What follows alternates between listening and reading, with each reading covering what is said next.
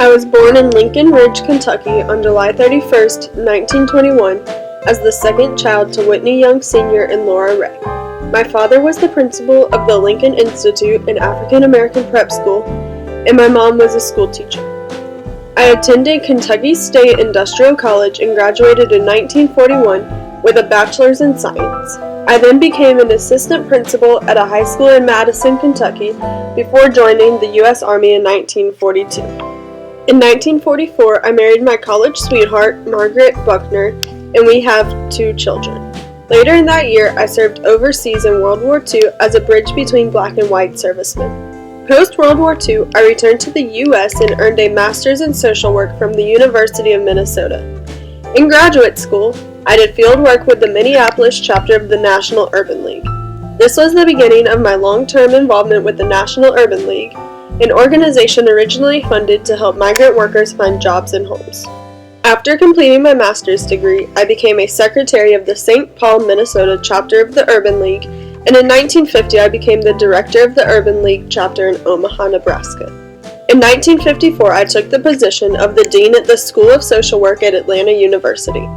During my time, I remained active in civil rights and headed the state branch of the NAACP. I remained at this position until 1961, when I was appointed the executive director of the National Urban League.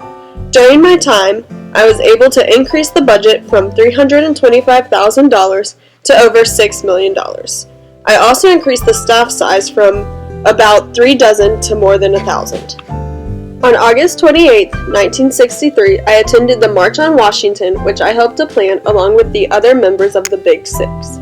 The original idea for the march came from A. Philip Randolph, and then he and I, along with Martin Luther King Jr., James Farmer, John Lewis, and Roy Wilkins, made it happen. With an estimated 250,000 people in attendance, the event focused on employment discrimination, civil rights abuse against all minorities, and support for the Civil Rights Act that the Kennedy administration was attempting to pass. I, along with several other leaders, spoke at the event for a need for justice and equal opportunity.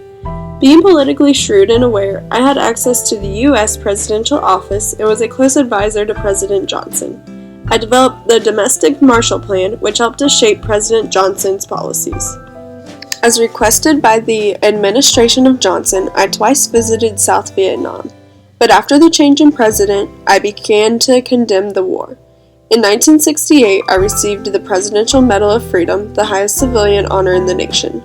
Although I was more conservative and critical of the Black Power movement, in the late 1960s I adopted the New Thrust program, which focused on direct economic empowerment and actualization of urban communities.